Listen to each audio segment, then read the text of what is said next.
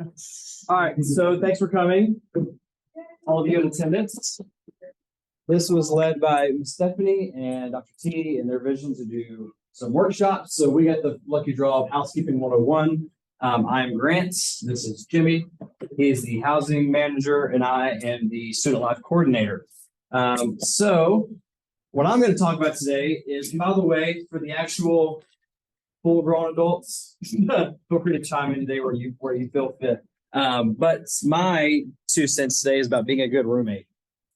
So for me, I've had the privilege of living with like 5 or 6 different people, all guys, and we have learned a lot about ourselves and about myself and about them. So I got a few tips and tricks. 1, do not be a recluse. Do not be someone who, when you get to do y'all live in the dorms?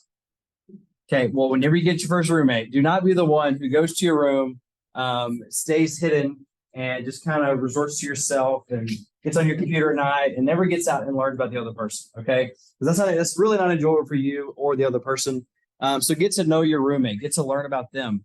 This could be cheap. You can just have pizza night at your house. You could do, go get snow cones together. This could be very small tasks, and get to know them a little bit. Out of my 6 roommates, probably 1 I was relatable with. The others, we had nothing in common. We didn't have any of the same hobbies or interests. But part of being a good roommate is no matter what we had going with each other, I still understood the importance of connecting where I can and being a roommate that I could trust on his behalf. Okay, because you still got to live with them, whether you like their interests or not. You're still going to live with them. Part of learning with your roommate and becoming one with them is you also learn how to resolve conflicts, preferably peacefully.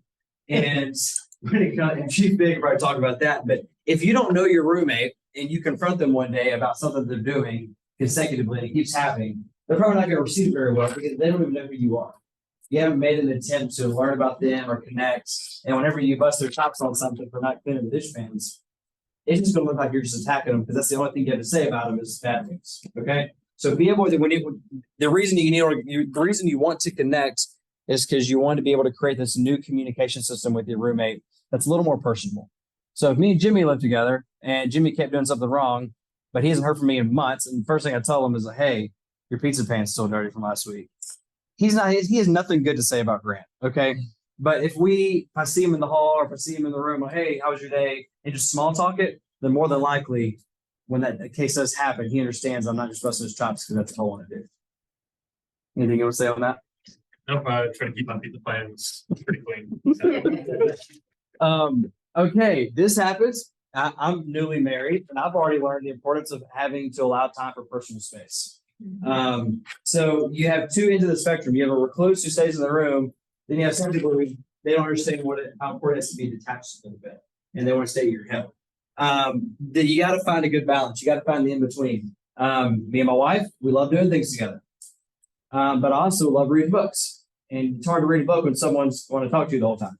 So I've learned to have to find out what works for us. And having a roommate, some of your roommates sometimes just want to go outside and play pickleball or throw the football around or play video games 24/7. And for you, that might not work, but maybe 1 hour a day works, but not 24 hours a day.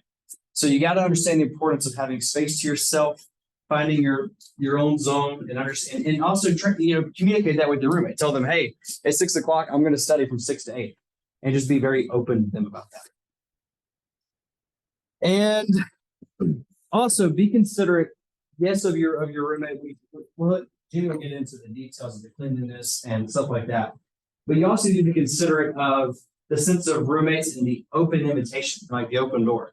So let's say y'all live together in a dorm, and it's just the 2 of you guys, and you start inviting 4 to 5 people over every other day. Just people that you met on campus, people that you know. For you, you're making friends, you're connecting, you're creating a sense of community, and that's great. But for your roommate, you're bringing 6 strangers in her room every other day. That's not fun. To be sure that you're communicating this with your roommates and getting approved and just kind of talking a little bit. Even when you get married, my wife, yesterday was football day. It was fantasy football. And I easily wanted 3 or 4 of my best buddies to come over to the house and yell at the football screen. Okay, that's what we wanted to do. And that obviously did not get approved. So I had to communicate that with her And I went somewhere else to do that because she didn't want four gentlemen in our house yelling at the TV. So learn how to limit your your invitations there and kind of really be considerate of your roommate. And that's really what I have about being a good roommate. Is there anything else you want to throw in there? No, I would just add that in any of these scenarios, especially the ones that Grant's talking about, communication is key. So conflict happens because of a difference in expectations. So one party expects one thing, another party expects another thing. So you want your roommate's pizza dish clean and they want it to disappear, and so whenever there's difference in expectations, that's where a conflict starts. So the more you communicate, the more you can lower the chances of there being an in-depth conflict. Yeah. And also one thing, so I told you earlier, I didn't really connect with my roommates in college. But one of them, we had nothing in common. We still had nothing in common.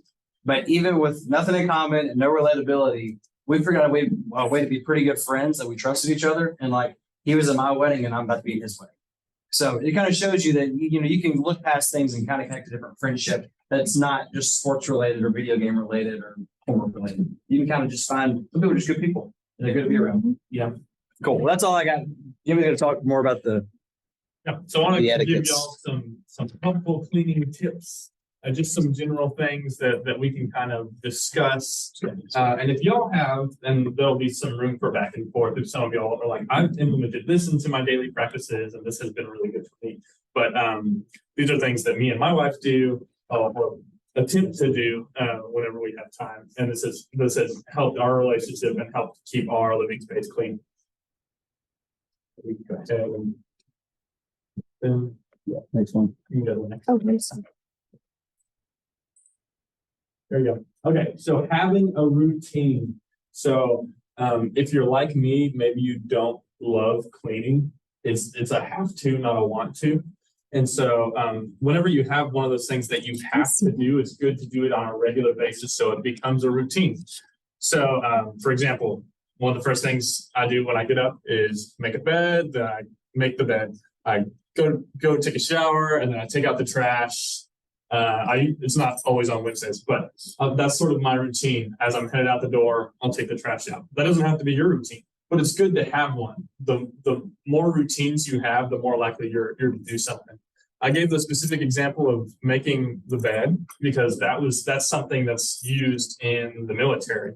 One of the many expectations that are set on people who are in the military, one of the number one things is making the bed. And I've had it explained to me that regardless of what goes on during your day, you can have a horrible day, but at the very end of the day, you walk back to your bunk and your bed's made. And that's a good end to the day. So also what I've noticed is when my bed is made, but there's clothes on the floor, or when my wife notices that there's clothes on the floor, that doesn't match. So it immediately makes me want to make the room match. And I'm not going to mess up a bed I just made to make it match. I'm going to pick up the clothes. Clean little by little throughout the day. So if you've got to wash dishes, take out the trash, and clean up the living room, and all these things, if that all piles up, it's going to become a stressor and create anxiety for you. Or you may be able to tank it and just be like, well, I'll just do it all at once. But cleaning little by little, say you get up in the morning, when you're out the door, you take the trash out. And then whenever you come for lunch, you wash the dishes after you're done. And then, so it's kind of spaced out throughout your day. That can really help as far as building a routine so that you stay consistent. When me and my wife first got married, we pretty much had the chores split evenly as far as like, okay, I have no problem taking out the trash. She doesn't want to deal with the trash. And I don't really want to clean the bathroom, but she wants to clean the bathroom. So the one thing we both didn't want to do was washing dishes. I didn't want to do it. She didn't want to do it. And we didn't have a garbage disposal, so she would just like pour leftover mac and cheese down the sink, and I had to fish it out, and it was just horrible. So communicate with roommates, like we were saying.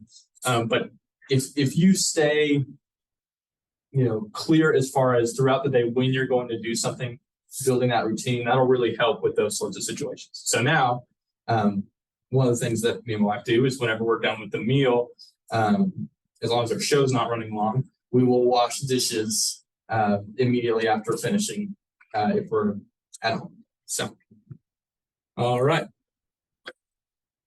Also, key to being a good roommate is knowing your responsibilities. You can even make it. I've seen one of the dorm rooms that you have down there where for the students have a literal calendar. On Tuesdays this girl does this, and Wednesdays this girl does this. And I'm assuming they're still good roommates. So One can hope. Another thing I had on my slide was to make sure that you rest, but postpone rest until the work is done. All right. That doesn't mean overwork yourself so that you're not resting. But if your choices are to go watch Netflix as soon as you're done with homework, or to wash dishes and then go watch Netflix, wash dishes, right? Because dishes will just keep piling up and piling up. Netflix is there as long as you pay for it. So, okay, let's go to the next slide. All right, stay prepared. Make sure you have everything you need. I've been blown away by how many residents have asked to borrow my broom because they didn't have one. And so make sure you have all the cleaning supplies you need. Make sure you have a mop, a broom, all the things to dust. and T likes a plunger. You can even, and I would encourage, if you're not living on campus, go ahead and invest in a snake for your, not like a living animal, but a toilet snake to unclog your toilet. Those will be important skills that you'll need when you have your own place. Keep a running list of what items you're running low on. So if you're running low on dishwasher detergent or laundry detergent or toilet bowl cleaner, make a list so that the next time you order groceries or go pick up stuff from the store, that you can go ahead and pick up those cleaning supplies so you're never running out. Keep air fresheners on hand at all times. People smell, and the things people do smell. And so the reason I said air fresheners is because at the dorms, you're not allowed to have candles. So it's a good idea for you to have something. Yeah. Yes, if you have candles, let me know. I'll be by later. Make sure you have something that is keeping the room smelling nice, because you never know when you're going to have, a surprise guest or family member come and visit you.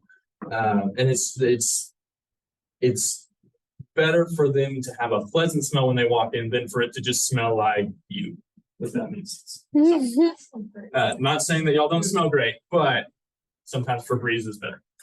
Have a plan once a month to set aside for catching up on cleaning. So we're all human. We're all going to reach that point in the day where the dishes are piled up or I keep going back to dishes, or the laundry. Laundry is a big one.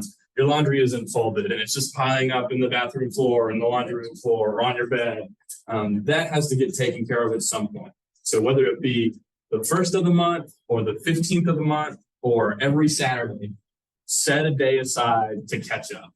The more days you set aside and the more consistent you become in your cleaning and more routine that becomes, the less you're going to have to do overall, because you don't want all these things to stack up and have to catch up. So have a day set aside, whether it's the 1st or the 15th or once a week, so that you can catch back up. And speaking of laundry, make sure you separate your colors and whites. Okay, because sometimes that could go bad if you go to do laundry and you have a red shirt in with the white. Okay, you don't want all your stuff being pink.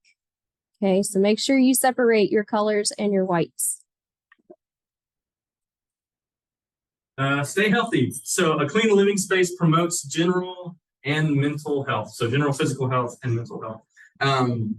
The bottom line of this is the more surfaces that are clean in your house, that are wiped down regularly, that promotes a strong, healthy immune system. When they're not clean and there's like pizza crumbs everywhere or cheese from taco night and it's just like dried up on the floor, that creates mold and can bring in pests and roaches and whatnot. Don't do that. Just keep it clean. Also, the more clean your spaces are, the better mentally you do. So if you're walking into the house and the first thing you see is like, oh, there's clothes all over the floor, and then you walk to the restroom, the toilet's not clean, and then you go to lay down in bed and the bed's not made, that's just anxiety after stressor after anxiety, back to back to back. So to prevent that, keep your space clean. You also get a little dopamine hit, which is the the drug in your brain that makes you feel good. The legal drug in your brain that makes you feel good. Anytime you clean up something and you accomplish something. So if something's, not clean it, you'll immediately feel better. The place will automatically look better and always feel better too. A cluttered space is a cluttered mind. That's kind of a chopped down quote. I think originally it was accredited to Albert Einstein, but his idea was a cluttered desk reflects a cluttered mind. So if you keep your area clean, that reflects good on you. If you have people coming in to your house and say, "Oh wow, your house is so clean. You keep a clean house." Those are good things. That reflects a good space. But if every time someone walks into your house, you have to say, "Excuse the mess," that reflects on you too. Remember that while you're trying to keep your spaces clean. Don't spend all your time cleaning. So that sounds kind of counterintuitive to what I've been saying so far. Definitely set aside time for yourself, and don't just always be cleaning, always be cleaning, always be cleaning. Take care of yourself, because the stressor of having to clean things can also cause anxiety for a lot of people. Share that load with roommates and family members.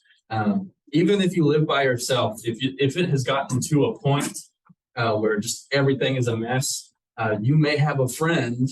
My wife is kind of like this, who just loves organizing things, and you may need to call them up and be like, "Hey, I'll buy you dinner if you come and help me clean my house." So we've had friends do that for us before when we were moving and that sort of thing. So share the load. Clean out your fridge and get rid of leftovers after 5 days. So some people keep that limit at 3 days. Some people keep that limit as like 2 months. Yeah, it is crazy. Those baby carrots in the bottom drawer that have been touched at the bottom, throw them out, Get rid of leftovers after 5 days. You're not going to eat them. The French fries aren't good anymore. They're soggy, they're gross. Just make that a rule for yourself, because no one's going to eat them unless you have like farm animals or something. Then you can go into those. Do we have one thing also about sharing the load on the last point? Be sure it's pretty fair and equal. Sometimes it gets instinctive and kind of natural. With you, like let's say me and my wife. Some days she just naturally does more laundry than I do. Doesn't mean she likes doing the laundry, but she does more laundry than I do. So in my brain, that's just kind of like her responsibility. That's not technically what she wants. So it's my responsibility to kind of say, "Hey, let me do laundry this week," and to kind of go out of my way, just to make sure we're still keeping that good roommate chemistry, and we're making sure that the communication is very open, and we're still on top of it. So just because someone always does it, that roommate always does the dishes, doesn't mean she's liking the chemistry happening right now, because she's always doing the dishes. So be sure to kind of go out of your way and make that extra point. And sometimes that can, if that roommate is continually doing the dishes and doing the dishes, they may not be saying anything, but inside of them it's bubbling up that I always do the dishes, and that's going to come out at one point. You don't want to be on the receiving end of whatever that is. So always see if you're in a living situation with someone else, look for opportunities to serve that person, and that will help, hopefully help y'all's relationship and rooming situation. And as a final point, being in a clean environment promotes a strong immune system, like I was saying earlier. It reduces stress. It can help you sleep better because you're not thinking about all the dirty things in your house. It increases productivity and encourages a healthy lifestyle. So keeping a clean space does literally a billion good things for you. On the flip side of that, keeping a dirty space does a lot of negative things for you. So as a good habit, get into a routine of cleaning your living space, working out with your roommates, who does what, and just being really clear on the expectations and responsibilities for yourself. Because at this point, if you're in college, you're probably in a living situation either by yourself or you're about to be on your own away from your parents. And these are responsibilities that we should all be practicing, and we could all probably get a little better at. So, and also, the last thing I want to say is, when it comes about time, you're like, "I don't have time to do that." That's pretty silly, because honestly, I think the same way sometimes. And then once I do the task, I'm like, "Well, I didn't take that long." I feel a lot better. So you do have time. You just do 30 minutes and it helps out a lot. So this last slide I have, this is a quote from Julia Cameron, who's an author and filmmaker. She was briefly married to Martin Scorsese, if you know who that was, or is. when we clear the physical clutter from our lives, we literally make way for inspiration and good orderly direction to enter. So she may not specifically be talking about cleaning her house, but getting rid of clutter, making sure we have a safe, clean environment to live in, to think in, will open doors for us to be more creative, to accomplish more things and be better human beings overall. So at this point, I want to open this up. If anyone has any questions or anything they'd like Or to any add. more insights, any more insightful professionals in here? One.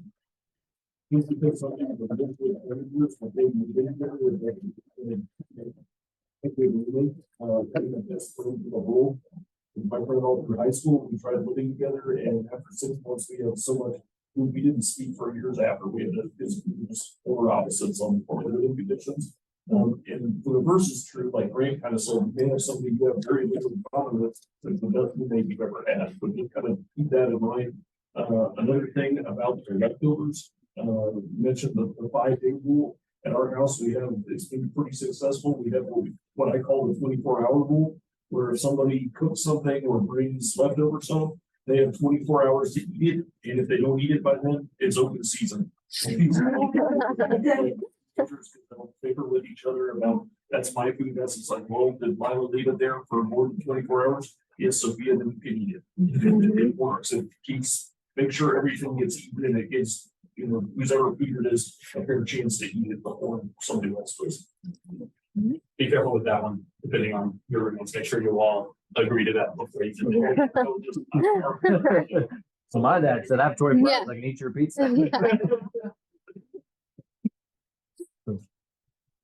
It's also important that we maintain that we don't belong in coach. Yes.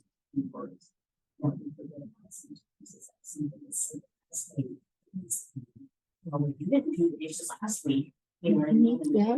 That's snowball effect. Mhm. When the seconds fall. Another thing, in the private house, what's so weird is that when you move in with someone else, they're going to become their visitors as well. I Mhm. always think about that. Once you go from living at home, once you go from living in an apartment or whatever by yourself, once you move into someone else, that invites everyone that's essential out there into your area. Like what Keith said, I've seen so many. I'm not gonna be updated, but I've seen so many young ladies go into the dorm with their best friend from school. Like you said about the time about first semester, they can't stay. Mhm. That's something else to think about. Maybe looking because you learn more about it than you did before you. And then it can ruin a friendship that you had for a long time. Now, I was just gonna add, we talked about communication, not stuffing, clear, but I think just some common courtesy, thank you, please, your mind sets a tone, and Yes. just a little bit of that sets a tone. So just little, do you mind, or what do you think, or please, thank you. So just remember some common courtesy and makes a difference. Yes, ma'am. Would you have friends to your siblings? Would I you- can't stand them, so would you have friends to your siblings? I will. Did you have siblings close to your age? No. No. I was in the middle. It's apply the same concept to your siblings, even when they annoy you. If it's just that you have one or not, they're having one the same clean, including the clean and then you know. So what I got to With that sort of situation, that would be something I would, bring, whatever authoritative figure is in the household, whether it be the parents or the grandparents or whoever, to kind of come and lay the expectations. So this is what we're going to do. This is who's going to have what tasks. I think all these things implemented are still true even with your siblings. But if I were, 15 and my little brother was 10, I would probably have a hard time getting him to do anything, much less cleaning stuff. That has to come from the authority. And that definitely depends on the stage in which someone's talking about staying. Like we're gonna be able to, we're gonna be able to access these things into. So you said earlier, so like do little by little, and that's just something like months ago that I'm trying to do. It's when you leave a room, take something that goes, take something and put it where it goes. That's kind of something I've done. And it's helped like keep it general tidiness. Like, you know, you have a cup in the living room. Well, when you leave the living room, as you pass the kitchen, you put the cup in the sink. Because there's one less thing that later on you have to make another trip to do. Or you know, you have that sock in the middle, wherever, drop it off in the basket. You know, as you go past.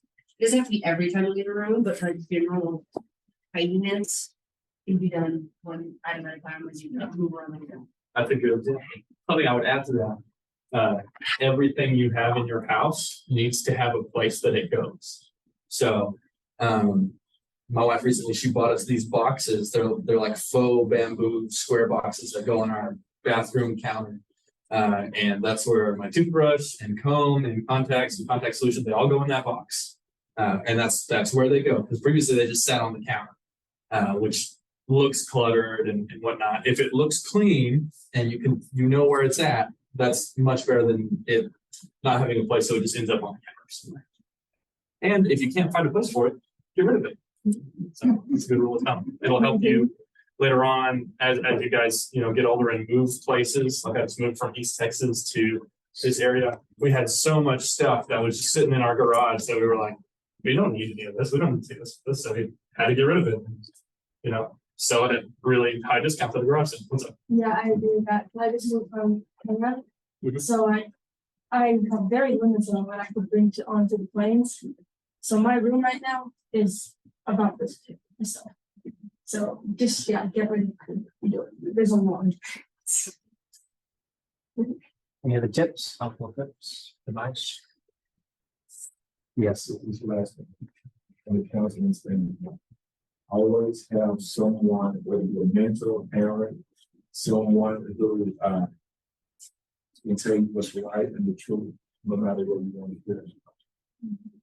That helps a lot with a lot of situations. Because a lot of times we can be wrong and we think we're right, but we need to have someone who's not going to tell us what we want to hear, but tell us right.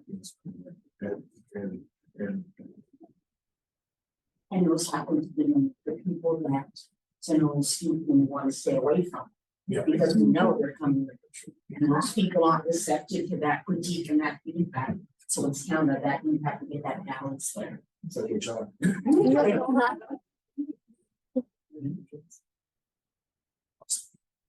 Well, does anyone Anyone online? Yeah, anyone have any questions or anything I'd like to add?